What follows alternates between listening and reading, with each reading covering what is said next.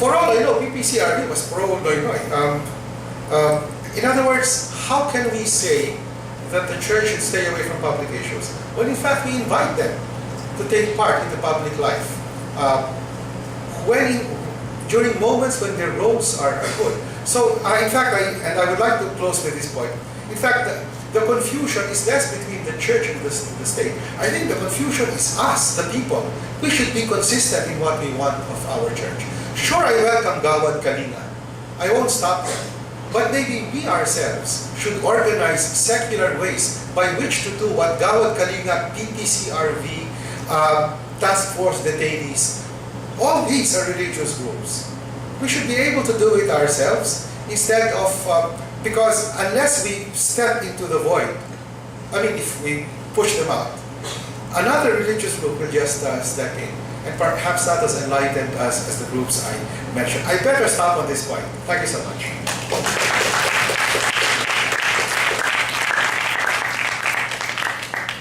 Thank you, Professor Pangalangan. I would like now to invite Professor Lydia N to give her presentation.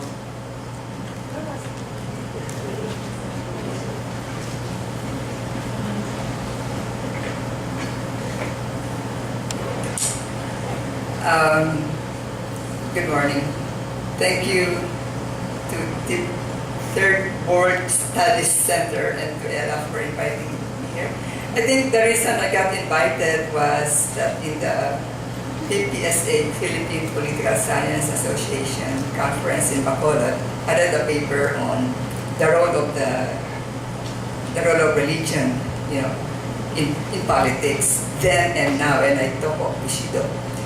And you know where I'm coming from. I'm not the best person to talk about religion in the state because my training really is in Japanese government and politics and Philippine-Japanese relations. That's why that mentioned of Bushido. So, but before I go to my talk, I just want to add to what Attorney Raul said, that you have that church here in UP, and UP is a state university. But I think you know that you have an MOU, Memorandum of Understanding with Soka Gakkai, which is Buddhist, And Japan has Komeito. It used to be the political party of Soka Gakkai. It was a Buddhist political party. It participated in elections. It's now part of the coalition government in Japan. But because of some controversies, it's separated from Soka Gakkai. But the supporters are still from Soka Gakkai. So that's my addition. Much of the things that Attorney Raul, I will just call you by your first name, said, I think it's very good that he took so much time because the details, are the details of what I'm going to say also. So let me proceed from that Bushido thing. 1939, the biggest problem of Quezon, Commonwealth President, was to form a nation that would be able to preserve our independence. We were preparing for independence. And he was aware of the criticisms about the Philippines, that we lacked national character, we were morally weak, we had so much Spanish influence and American influence. And so he thought of having a national code of ethics. And in his speech on his birthday, he said something like, perhaps the Philippines should have a code of ethics, something like Bushido, which Japan had. Now, this was taken by the press and by the Catholic Action Philippines. Now, that's not a typographical error. There was really a Catholic Action Philippines. Even me, when I first read it, I thought it was a typographical error. Maybe you mean Student Catholic Action, no? But there was, in the 1930s, almost all countries, especially the Latin countries, had Catholic Action. So you would have Catholic Action Mexico, Catholic Action Brazil, something like that. And I asked people around and they said, actually there's still Catholic Action Philippines, but we don't know what they're doing now. I suppose it's the Student Catholic Action, which is more active. So now the Catholic Action Philippines took that as a chance to criticize Quezon. Now, based on my reading, the church was still hurting. The church could not forget its defeat in the convention of 1934, when the debate was whether to have optional religious instruction or required religious instruction. And the church supported strongly required religious instruction. But you know the result of the debate we have in the 1935 Constitution, separation of church and state. And the church could not forget that. So when Quezon mentioned Bushido, Catholic Action Philippines criticized that. Newspapers, Philippines Free Press, took it up and had a long discussion about Bushido and focused on the fact that Bushido encourages suicide, harakiri, seppuku. And they said, that's against our belief that life is sacred, etc. And because of that attack, Quezon never mentioned Bushido anymore. So at first glance, they won. At first glance, but we had, they passed the Code of Ethics, and there's still separation of church and state. So my point in pointing that Bushido thing is that the church was attacking their own thing, suicide. Even if you have Bushido in the Philippines, I do not think Filipinos at that time would commit suicide, isn't it? So it's wrong. The church simply took that as a chance to attack Quezon, and then every time they would speak against it, they would say, you see, you did not put in the Constitution religion as the basis of morality, and now you would put Bushido as something like that, which is quite unfair. I don't think that was the intention of Quezon. Now I can see parallelisms in the way that, so I'm talking about the church, the CPCPC strategy in attacking the RHPL. It keeps on saying that it's abortion. There's nothing about abortion in the RHP if you read it carefully. Even Father Reuters, when he was interviewed, there are Ateneo faculty members who signed up pro-RHP, and Reuters said these people should not teach in Ateneo if they are pro-abortion, he said. But he admitted to say, I have not read the bill actually. So if there's something about abortion there, then I'm against it. But if there's nothing about abortion, then it's okay. So to me, he is for the RH bill because there's nothing about abortion there. So I'm really talking about the strategy of CBCP, not even the church. That's the strategy of CBCP, and I will explain what I mean by that.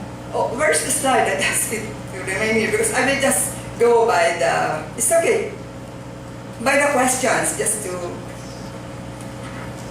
go straight to the questions. So the first question, it's okay, how should one characterize the current relationship between the churches and the Philippine state?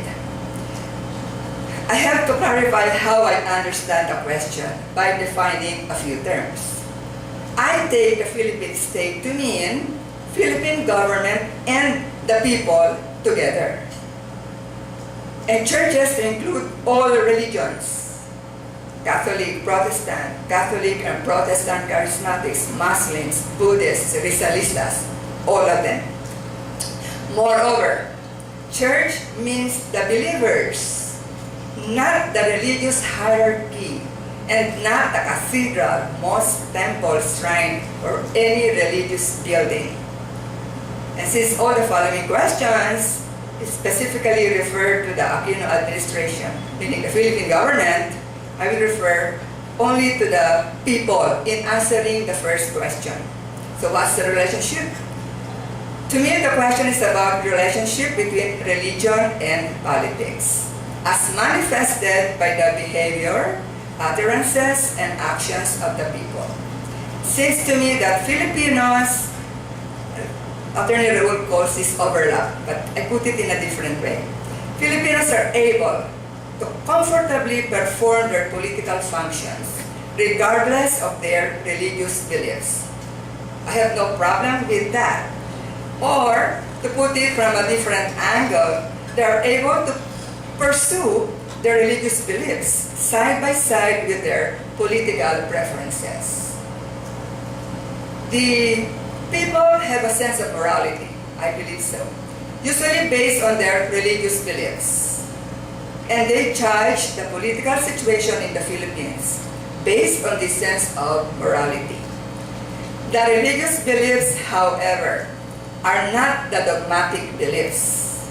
They are not the beliefs of the CPCP.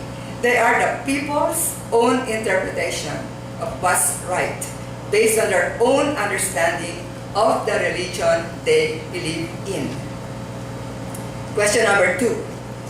Should churches be considered as mere interest groups, lobbyists for deities? Yes. I believe that in a secular state like the Philippines, churches should be considered as mere interest groups. Not lobbyists for deities, but for whatever cause they believe in.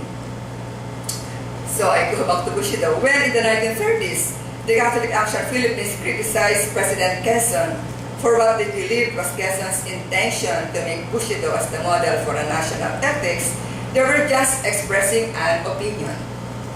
When the CPCP stood up against the law, making the study of Rizal as part of the curriculum in Philippine schools, colleges, and universities, they were trying to protect the reputation of the church, which they thought might be endangered if students were made to read the Noli and the Fili. And that's why you have two versions, expurgated and unexpurgated. The expurgated for the Catholic Church, Catholic schools, secular schools.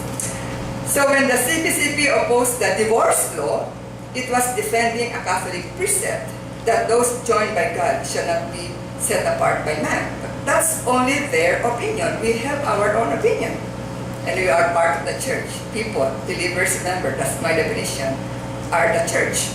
And now that CPCP is opposing the RH bill, such opposition should be considered as an opinion or a lobby for its own interest.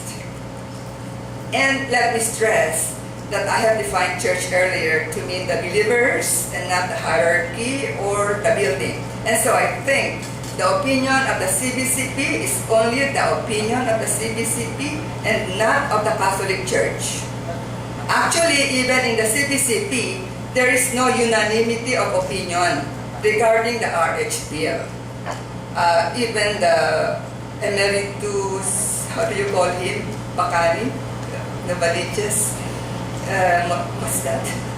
No, I'm revealing my knowledge of religion hierarchy. Even he admitted in one public forum, Archbishop, I think, and emeritus Archbishop, something like that, public forum, that the CBCP is divided. Now, once the head of the CBCP makes an announcement, that's official. And so you can say that's the CBCP stand. But inside, there is division. In Ateneo, there's division. Father Bernard is for RH bill. No? Father Carol is for RH bill. Okay? Father Nebres is diplomatic. Whatever the CBCP says is what Ateneo. Anyway, there is only an official stand of the CBCP. That's not the stand of the church. Number 3.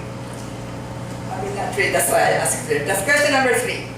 Since I believe churches are interest groups, as far as life here on earth is concerned, and since I believe President Aquino should get the support of all interest groups, I think he should turn to any interest group, including churches, for help.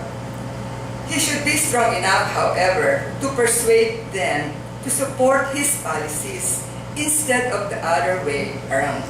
That's politics. The more the merrier. Don't exclude them, but try to invite them to your side.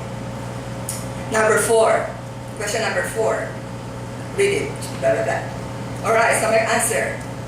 If and when President Aquino turns to the churches, he should weigh their opinions against the welfare of the general